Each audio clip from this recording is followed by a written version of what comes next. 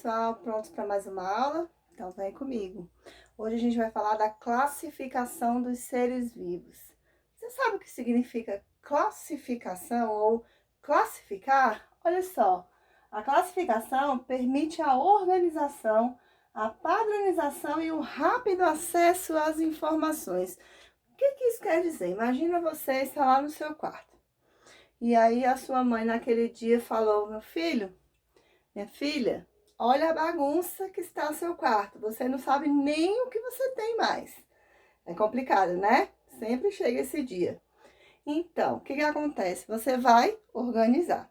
Mas aí você vai ver peças de roupas jogadas para um lado, sapatos jogados para outro lado. E aí tá tudo muito misturado, tudo muito bagunçado. E de repente, sua mãe fala assim: olha, mas para um pouquinho aí com essa organização, essa arrumação agora, porque tá na hora de você almoçar para ir para o colégio. Você já achou aí o seu uniforme? Aí você fala: cadê o meu uniforme? E aí você começa a procurar, e sua mãe fica te apressando, te pedindo para você se arrumar logo, porque você precisa ir para a escola. Aí eu te pergunto, se já tivesse tudo arrumadinho, tudo organizado, cada coisa no seu lugar, será que não seria mais fácil de você encontrar seu uniforme? Aí você também quer pegar o seu tênis, tá na hora de calçar o tênis e você não acha o tênis, você procura dentro do guarda-roupa, você procura na estante, você procura em todo lugar. Então, quando você volta da escola, e aí sua mãe vai falar assim: você tá vendo? Tempo que você perdeu para poder se arrumar, pois então agora você vai começar a separar as coisas e vai guardar cada coisa no seu devido lugar. Ou seja, sapato com sapato, roupa com roupa, camiseta com camiseta, e se possível, você ainda separa tudo bonitinho por cor, por tamanho. Tem aquela história de roupa de sair, roupa de ficar em casa, uniforme, né? Então, aí você vai fazer o quê? Vai começar a dobrar as suas roupas, vai começar a separar bonitinho e depois vai guardar cada coisa no seu devido lugar. Aí no outro dia, né, quando chegar a hora de você se arrumar para ir para a escola, com certeza você não vai gastar mais aquele mesmo tempo que você gastou, concorda? Porque aí vai ficar tudo arrumadinho, tudo mais fácil de ser encontrado. E na natureza não é diferente. Foi necessário, com o passar do tempo, que os seres vivos fossem agrupados, fossem colocados em grupos. Para quê? Para serem estudados, serem analisados, para saber que tipo de comida que aquele determinado grupo come, que tipo de ambiente aquele determinado indivíduo vive.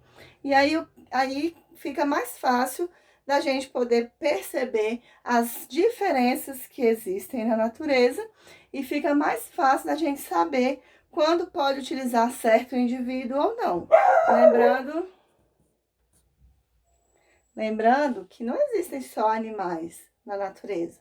Existem plantas, existem micro-organismos, existem fungos, existem bactérias, e todos esses indivíduos, eles precisam ser conhecidos, precisam ser estudados para que a gente possa ter uma melhoria. Por exemplo, uma doença que esteja sendo causada por algum tipo de bactéria, mas a gente ainda não conhece essa bactéria, a gente não sabe qual é a ação dessa bactéria no corpo, e uma vez essa bactéria descoberta, ela vai ser catalogada, ela vai ser estudada, ela vai ser colocada no seu grupo. Para quê? Para que futuramente, quando descobrirem o remédio, né, que atue, que mate essa bactéria, e ela seja, então, devidamente estudada. E na natureza, existem cerca de 7 a 10 milhões de espécies. Só que dessas 7 a 10 milhões de espécies, até hoje, apenas 1,5 milhão de espécies já foram catalogadas, já foram descobertas e já foram estudadas. Ou seja, tem muita coisa ainda pela frente, muito animal, muita planta, muita bactéria, muito fungo, muito protozoário que ainda pode ser descoberto, porque ele pode estar vivendo em locais onde a gente não tem tanto acesso. E aí, quando forem descobertos, então, serão analisados para que eles possam se encaixar em algum dos grupos já existentes. E aí, para poder fazer essa classificação, para fazer essa distribuição dos seres vivos, a gente vai utilizar alguns critérios. Por exemplo, critérios morfológicos. O que seriam critérios morfológicos? Seria a forma do corpo daquele indivíduo. Então, de acordo com a forma do corpo dele, ele vai ser colocado dentro de algum grupo já existente ou não, como eu acabei de falar.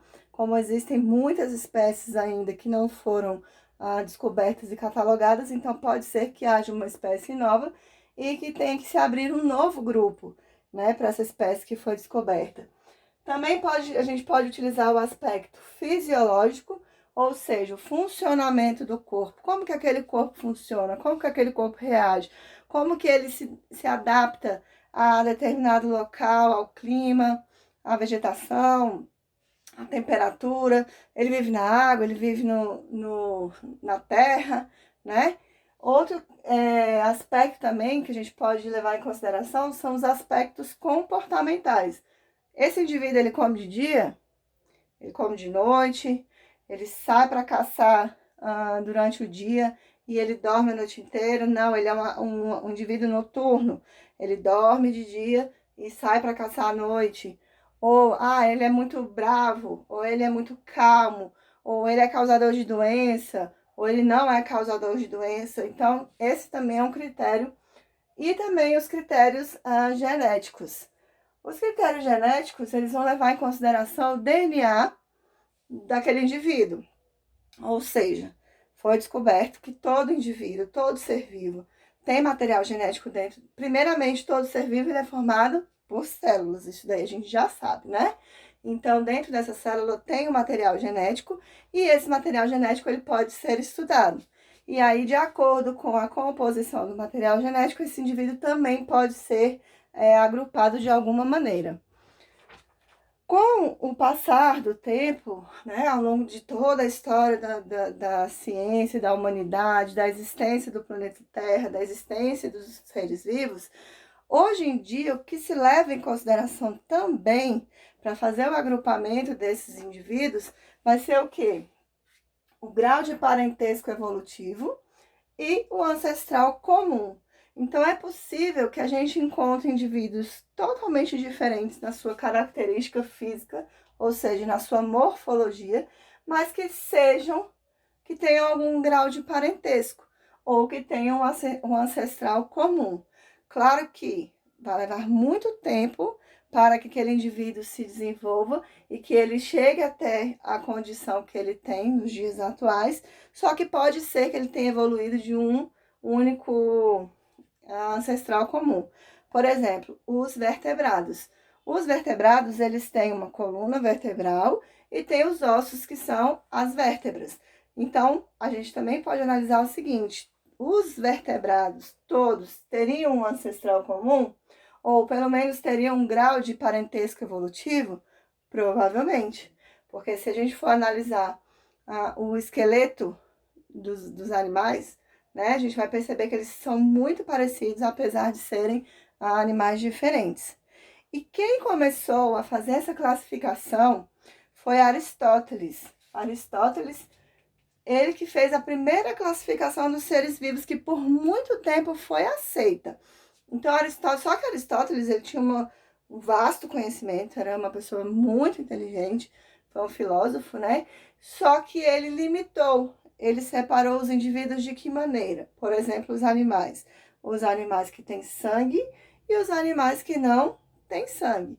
Ou seja, por exemplo, um ser humano, uma baleia, um porco, tem sangue. Mas e um inseto, uma barata, não tem sangue. Então, ele subdividiu os seres vivos, no caso os animais, apenas dessas duas formas. Agora, Teofrasto, que foi um dos alunos de Aristóteles, ele já conseguiu perceber e ter uma visão mais ampla que talvez poderia separar um pouco mais esses indivíduos. Então, ele fez o quê? Ele olhou para as plantas e ele percebeu que existiam vários tamanhos de planta. Então, tinham as ervas, que eram plantas bem baixinhas, rasteiras, a grama, por exemplo. Ele viu que tinha os arbustos, que são as arvorezinhas mais baixas, uma roseira, um pé de alguma